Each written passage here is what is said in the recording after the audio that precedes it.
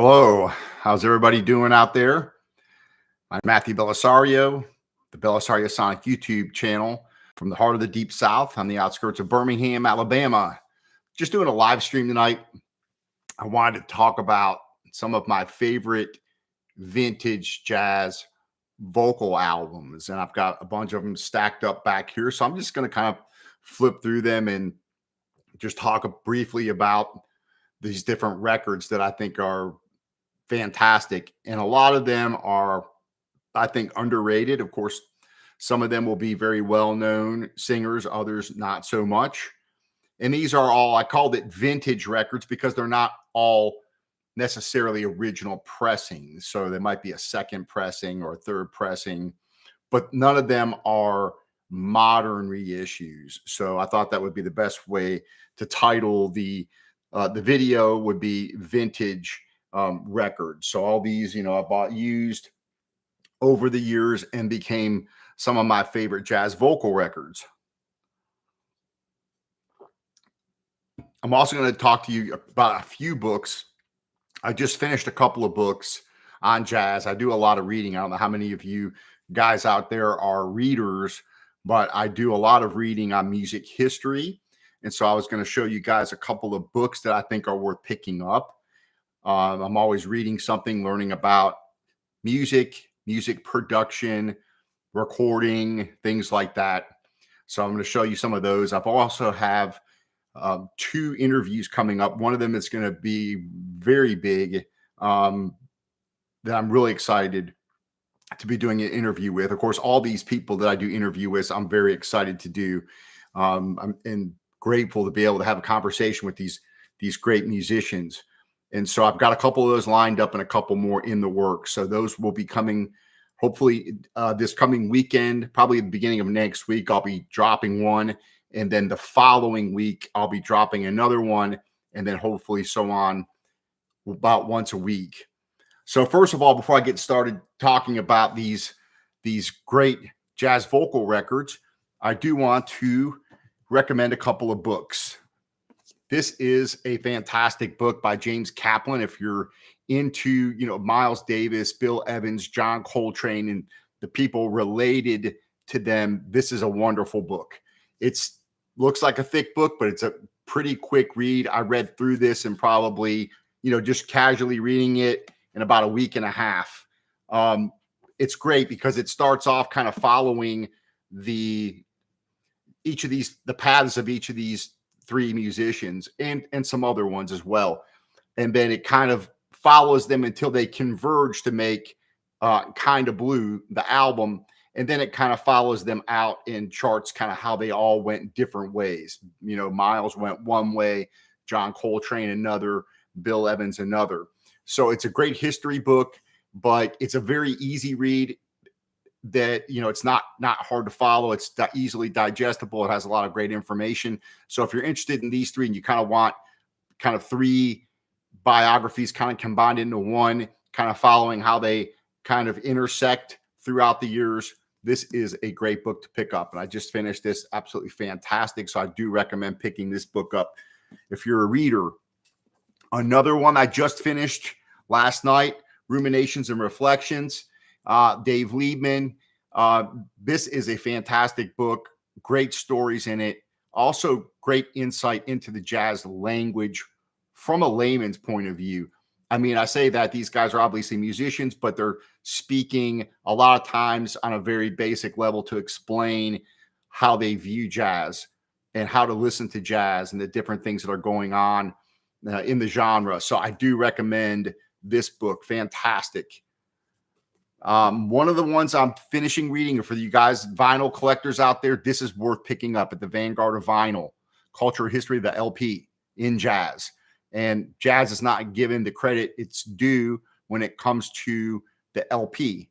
And really, I'm going to do another separate video on this very topic, using some of the information in this book, talking about how jazz music created the LP, how it created the first concept record, how it developed the live record, how it developed the unique extended studio recordings way before rock music did. And really, rock music would continue on what jazz started, but I argue that jazz music were the jazz music musicians and producers and the record companies working in the jazz genre were the pioneers of the LP. So I'm going to be doing a video on that, but I do recommend this book. This is fantastic because it goes into several different key albums and their importance in the LP. And it's a very interesting book. And if you collect vinyl records, this is a really interesting book because there's a lot of great historical facts in it. So I'm almost done with this. I have like maybe 30 pages left to finish this up. This is fantastic book, and I'll be using this for reference for a long time. That's for sure. So if you're into jazz, you're into reading and you like to learn about the recording process, the different innovations in recording, this is a great book. So I would definitely recommend picking this up. So yeah, I do recommend this one, and this one, and all three of these I'm just finishing up reading. So another one that I just picked up for you nerds, kind of more into the musical aspect and analysis of jazz, a comprehensive approach. This is definitely seems like a really cool book. I'm just diving into this. I just finished the first chapter. So there's a little bit of a few books there to add to your reading list. So, all right, let's talk about some of these jazz records. Number one on the list, Anita O'Day. Fantastic singer, sings the winners. This is a 1958 record originally. This has a lot of the classic songs on it, and her vocals are fantastic. This is a Verve pressing, but you have all the classic Duke Ellington, Miles Davis, Dizzy Gillespie type stuff on here. A lot of classics, and her vocals are fantastic. If you haven't heard this album, I recommend it. Another one that I think is worth picking up is the Anita O'Day Pick Yourself Up, which was released in 1957. And this is another great jazz vocal album that I recommend, again, on the Verve label. Just a very unique voice, great phrasing. If you haven't seen the documentary on her, I also recommend picking that up as well. All right, we've got the Billie Holiday, Music for Torching. This is a 1955 album originally, collection of torch songs originally released on the Clef label. This is a Verve label edition, but this has a great Cole Porter, I Get a Kick Out of You, Irving Berlin, Isn't This a Lovely Day, It Had to Be You. So a lot of great classic tunes on this album. Fantastic record. Again, this is a kind of a reissue. I still call it a vintage record because it's not a modern reissue, but the original was on a Clef label. This is the Verve label edition, but this is a fantastic record that I recommend getting. I'm just going to kind of flip through these here. A lot of people don't like this album. Billie Holiday fans prefer the Decca sides, as I do. I like her Decca output. I think that's where she's at the top of her game in the 40s. But I still have an affection for this album. And I think this might be an original pressing on the 6i label. And this is a fantastic album, I think, even though I think it's not given the credit that it's due. This is one of the albums that she always wanted to make with strings. And I think it's a fantastic album. So this one I got at the record show, and I think I paid like $60 for it. So it was kind of expensive, but it's in perfect shape. It plays great. And I think it sounds fantastic. So another album that I like is Billie Holiday, A Rare Live Recording. So let's see. I've got these pulled up here so I can give you just a little information as I go through here. This right here is a live album recorded at Boston Story Club in 1951. So you can find these very inexpensive usually. This is on the I forgot what label this one's on. Anyways, you can find these if you go online and look this up. It's the RIC Posterity series. You can see up here. But this always gets me the back and forth here. It's reverse in my screen. So, but I think this is a fantastic live recording, and it has all the classic tunes like Lover Man, My Man, I Cover the Waterfront, Detour Ahead, Strange Fruit, Ain't Nobody's Business If I Do. So I think it's a pretty cool record. All right. Another one that I like, this is a compilation Lady Day album. And this right here is a compilation. Pretty much all of these recordings are from the 30s, I think from like 35 to 37. And this is a nice compilation. I think if you want to get her, really early stuff, and it's on the 6i label here. So again, I'm a big Billie Holiday fan, and this is another one of those records. If you want a compilation of her early music, this is, I think, the way to go. And usually you can find these for around $30 if you look. So, all right, 2-volume set here on this next series, which again, this is by Norman Granz, the producer Norman Granz, who in my opinion was one of the pioneers and geniuses of developing the LP and the box set type of releases. He was one of the first to put together multi 12-inch records in sets, and they were usually limited edition. He was the first one that kind of had this idea. This is a 2-volume set, 2 records each, so it's 4 records, Ella and Duke Ellington. And these are both on the Verve label. And these are just absolutely fantastic. If you like, Ellington tunes, the Ellington Songbook, and of course, what's there to say when it comes to these two? This album here was a 1957 release, and it was recorded in between June and October of 1957. So definitely worth picking up. And I think they've got reissues of these out now. I'm not sure how they sound. These aren't in perfect condition. There's a little noise on these every once in a while, but well worth, in my opinion, picking up if you can find them. I'm going to talk about a male vocalist, because most of these are actually female vocalists. Mark Murphy. If you're not familiar with Mark Murphy, this dude can sing. He kind of got off into a little bit of different type of music as time went on, but the two that I'm getting ready to show you are very jazzy. This one's called Ra. This one is from 1961 on the Riverside label. So you can see here. And he's got a very unique vocal delivery style. And most of these, these records here, you can go check out online, go listen to them. Usually you can find his stuff very inexpensive, and all of his early stuff is absolutely fantastic. All the way up probably to the late 60s are worth picking up. So this right here is very good. And another album that I recommend by him is this one called Midnight Mood.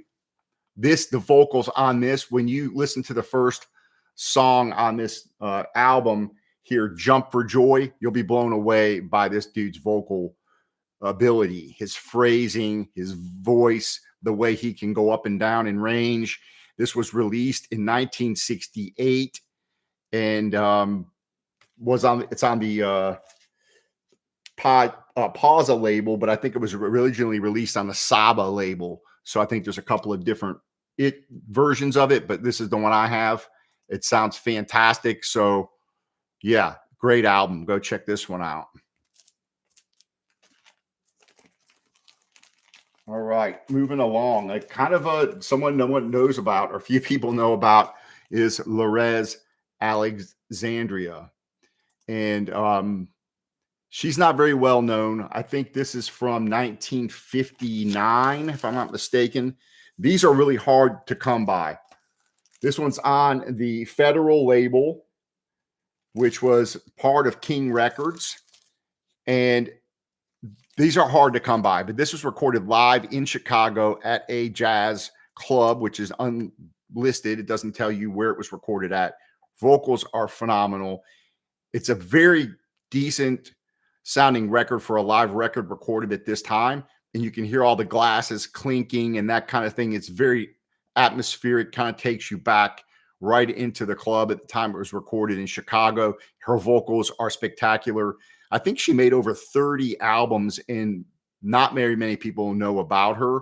And this is one of her, I think this is her second album.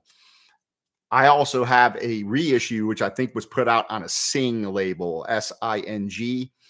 And because this one's not in the greatest shape, there's more crackle than I would like. I picked it up, even though it wasn't in perfect shape, because they're hard to find. If you find one of these in really good shape, you're probably going to pay close to probably $100 for this, $75 to $100, if you get it in very good shape. So it's not an easy one to find, but you can find the reissue on the Sing label that was done much later. Fantastic record. One of those hidden gems. Betty Carter. We'll talk a little bit about her. All of her albums, I'm going to show you a few of them here. Look What I Got, which is a 1988 release. So this album here is, if you don't know who Betty Carter is, first of all, she is a very unique vocalist. She's got her own phrasing. She's very dynamic. A lot of people were kind of put off by her vocals. A lot of people say that she ventured too far outside of the traditional type of jazz vocals. I think she kind of reinvented it personally and came out. She was so unique with her phrasing and the way she arranged things. She was a very good band leader that any of her records, in my opinion, that you pick up are going to be very good. This is one of the later albums that she put out. This was another fantastic album here on the Roulette label called Round Midnight. This is a 1975 album.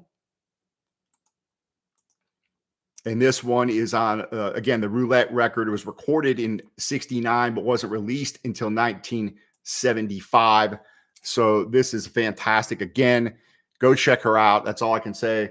It's hard to describe her type of vocal style, and it's very unique. Once you listen to one of her records, you'll recognize her voice, just like you recognize Sarah Vaughan's voice, Billie Holiday's voice.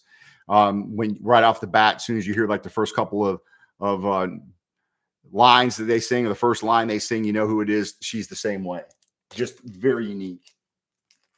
So that's a great one to pick up. This one's also a great one called Betty Carter, self-titled. Another fantastic record. Another great duo is Duke Ellington and Teresa Brewer. So if you don't know too much about these two, especially Teresa, everybody knows Duke Ellington, obviously, but Teresa Brewer, another great female vocalist. These two together makes a fantastic album. You've got all the classics on here. Don't Mean a Thing If It Ain't Got That Swing. You've got I Ain't Got Nothing But the Blues, Satin Doll, Mood Indigo, I Got It Bad, That Ain't Good. All of the great classic tunes. And this is not an original copy. It had a different cover. The original had a different cover. This is a later. This was the original cover. This was a later reissue. But fantastic album. So I do recommend picking this one up as well. I have I have probably about 25 different Sarah Vaughan records. So I just picked this one out because I think for people that don't know Sarah Vaughan, this is a great album to start off with because it has all the great classic tunes. So if you're just getting into jazz, it's a great album. You've got, My Funny Valentine, Saturdays on here, Easy Come, Easy Go Lovers on here, Old Love, I've Got a New Heartache, that kind of stuff. Great album here. And leave your comments. Let me know who some of your favorite jazz vocalists are. I still think jazz vocalists don't get the credit they're due. I think people are interested in a lot of other jazz records, mostly instrumental, and most of the time, a lot of people just aren't interested in the vocal records. And I think that that's kind of a travesty, but it's also very good for those of us that want to buy these, because a lot of times you can find these records less expensive. A lot of the vocalist records, Carmen McRae, Lover Man, singing Billie Holiday tunes, fantastic on the 6i label here. Wonderful album. Carmen McRae, especially her early stuff, in my opinion, fantastic. Anything you pick up by her is going to be very good. Portrait of Carmen, another one here on the Atlantic label, fantastic. We get into another great singer, Ella, World of Ella Fitzgerald. You really can't go wrong, in my opinion, with most of her stuff. Sometimes she kind of got into some more the pop, the very saccharine string kind of stuff. Sometimes they really did a good job marketing her. Norman Granz, when she was on the Verve label, did a very good job of putting together a lot of projects with her. This is on the Metro label here. And The World of Ella Fitzgerald, fantastic album. So another one I think that's worth picking up. And again, a lot of these you can find very inexpensive. Sometimes you can find these at the record show for, I think I picked these up for around $5, and they're all in great shape. This is Rhythm Is My Business, a Verve label, a Verve release. So another great release that you can find inexpensive. Record show, again, $5 all day long. You can pick these up usually, at least here in Alabama anyways. Dinah Washington, another underappreciated singer.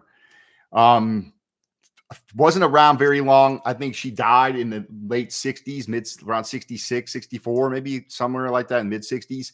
All of her albums are fantastic. You can't go wrong picking any of them up. And most of the time, you can pick her records up very inexpensive. Most of these Dinah records I picked up for $5.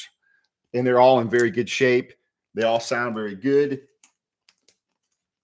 So we got that one. We've got The World of Dinah Washington, Queen of the Blues. Awesome album. This is one of my favorites because I'm a huge Bessie Smith fan. Dinah sings Bessie Smith. This is smoking. And she's just got a feisty attitude on here. It's fantastic. I just think this is a fantastic record here. So this is on the Mercury MRC label. So another great vintage record. Now going back, I always talk about how this was probably one of the most influential records that turned me on to jazz. In other words, this album here pretty much opened the door, was the gateway to me for jazz. 1954 original recording. This album is fantastic all the way through. It's there's several different versions that are on the 6i label. This one's got the little hi-fi sticker here on the bottom. 6i label. And I know a lot of you guys out there are very well educated on the different labels. I have to go online and go to the different websites where it tells you the different 6i labels with the little guy down here at the bottom and how many, the variations and so forth. So I don't have that stuff memorized like some of you guys, but this right here is one of my favorite albums. And I've got like 5 copies or 4 copies of this album in various forms. And it's one of the ones I just love to listen to because you've got just great vocals on here by Velma Middleton and Louis Armstrong. And of course, you have Armstrong's fantastic playing on here. And they're all the classic blues tunes. St. Louis Blues, Yellow Dog Blues, Loveless Love, and Hagar's Blues, Memphis Blues, Beale Street Blues. So, yeah, you can't go wrong with this. Nat King Cole. A lot of people, for me, Nat King Cole, the early albums are my favorite, or even the early recording sides that he did very early on were among my favorite. This album, however, is awesome. St. Louis Blues kind of falls into that category of the Louis Armstrong type album where he does the songs of W.C. Handy. This is also a fantastic album on the Capitol label. So this one was a little more expensive to pick up in really good shape. I think maybe I paid $15 or something like that for this online. It was one of those eBay purchases. And I do have an eBay story, another one. I was going to make a video on it and show you guys the record, but it was on the listing. It said plays excellent.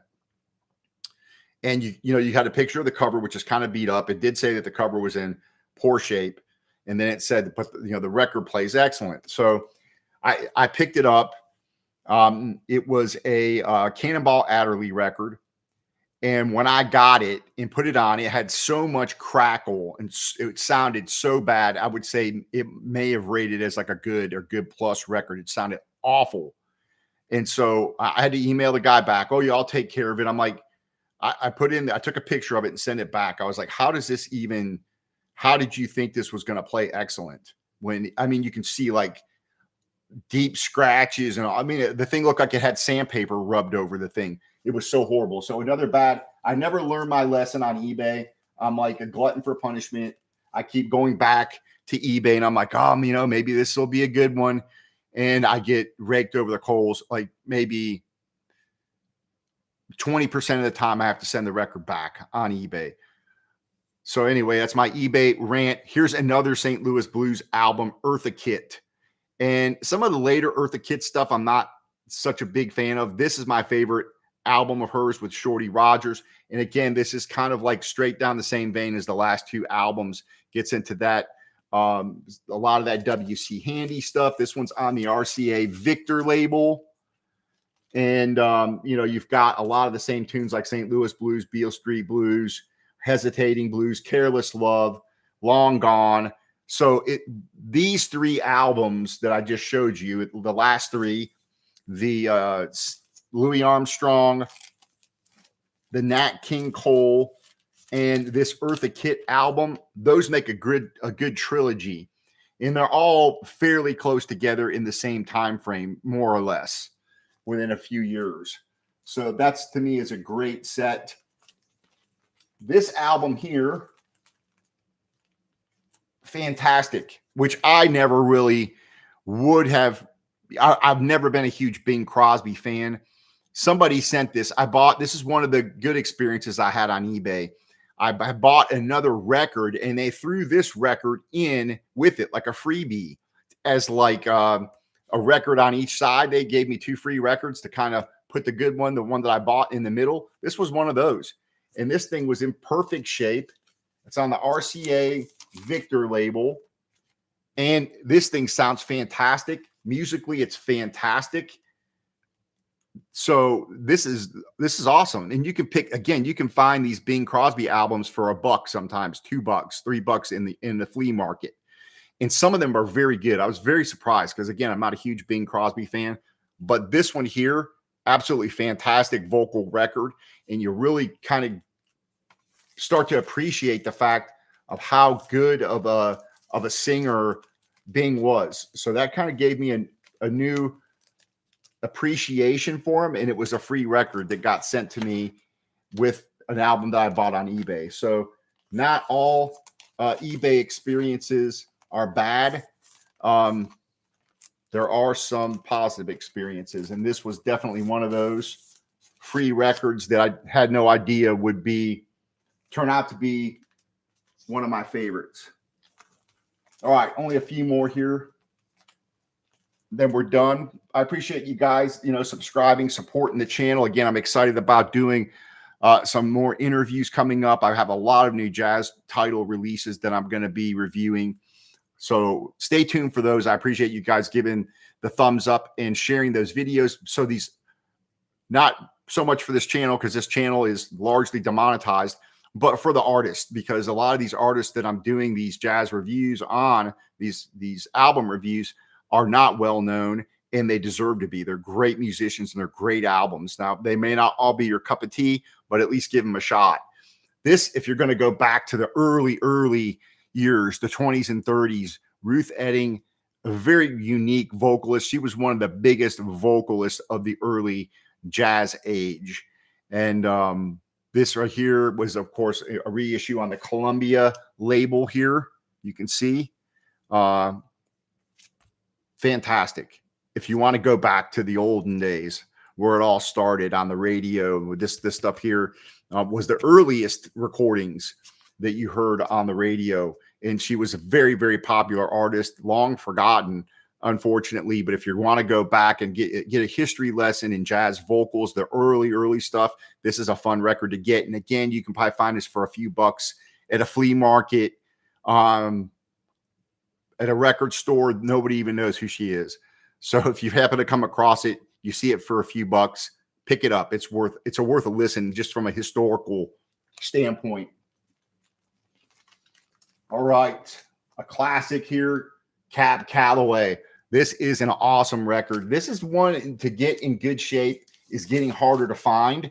You know, these records were pretty easy to come across some years ago, but this album here on the RCA Victor label is probably one of his most successful records.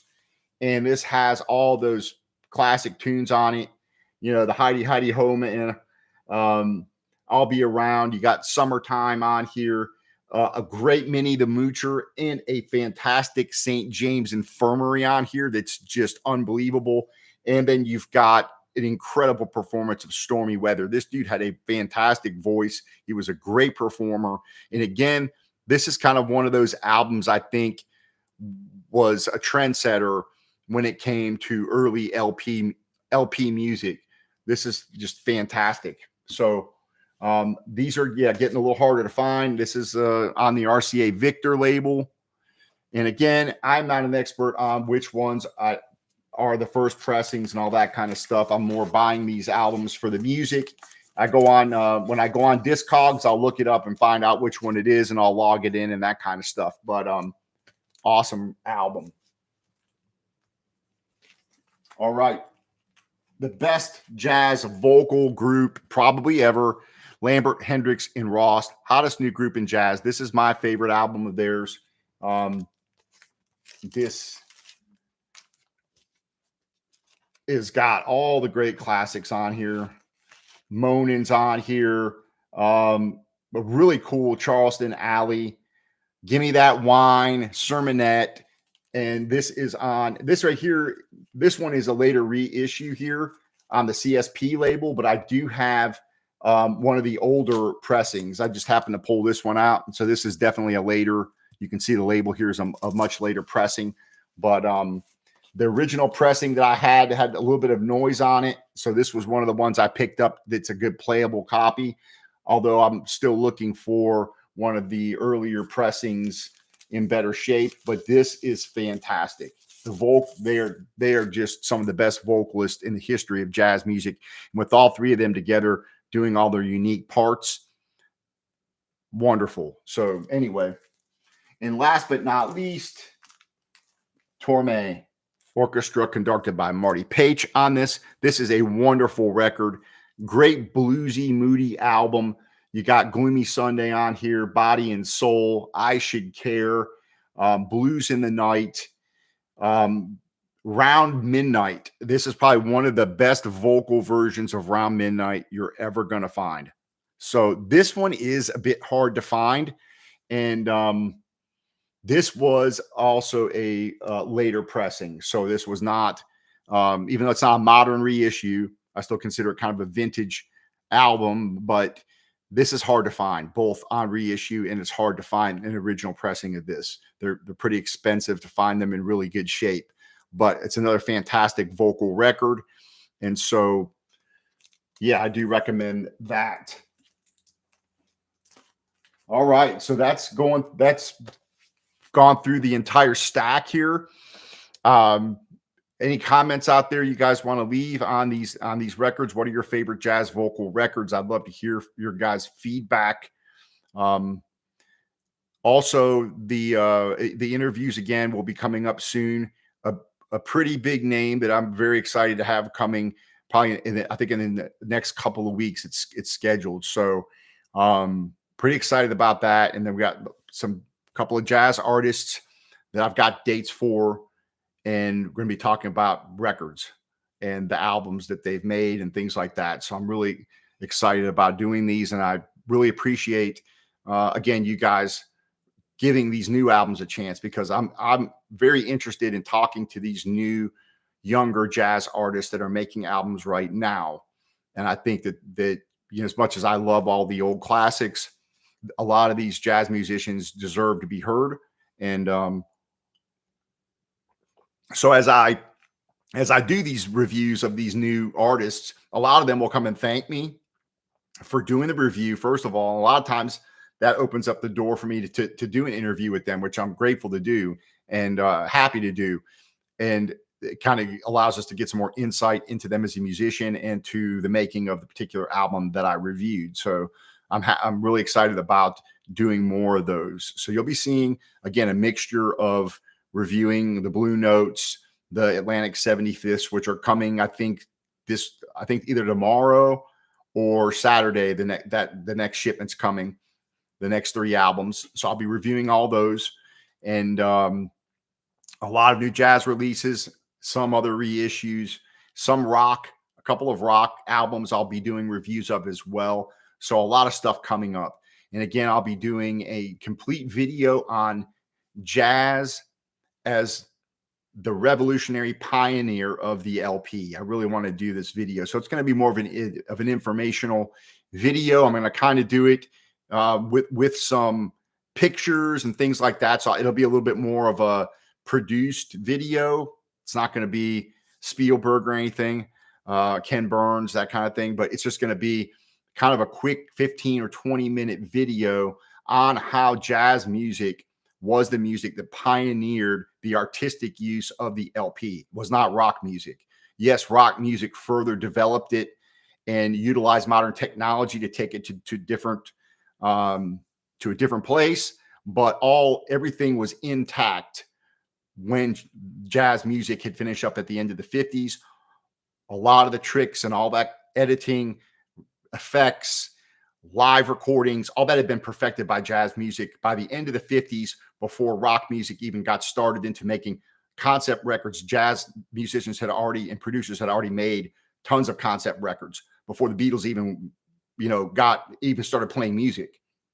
So I'm going to talk about that. And as much as I love, again, this is not like a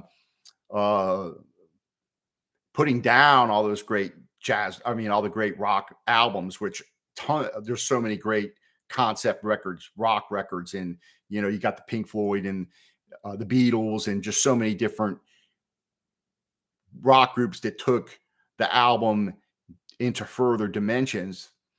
Yeah, I do want to make the case that you have to give credit where credit is due, and I think that goes to the jazz producers of the 50s that really revolutionized the artistic use of the LP, the long playing record. So stay tuned for that. It's going to be just a fun historical video for me to make, something I've been wanting to do for a while. So stay tuned for that. That'll drop on a Tuesday or a Thursday. I'm still doing reviews on Mondays, Wednesdays, Friday, Saturday, and Sunday till I get caught up. I've got a stack, probably, I was sitting on the floor this deep of albums to review that I'm going through. So it's going to take me a while to catch up. So other than that, I appreciate you guys joining, subscribing, liking, commenting. Most of all, I love to hear your comments. So, all right, I will talk to you guys later. I appreciate you guys joining me. We will see you next time, and happy listening to everybody out there. And let me know if you pick up any of these or have any of these. All right, we'll see you.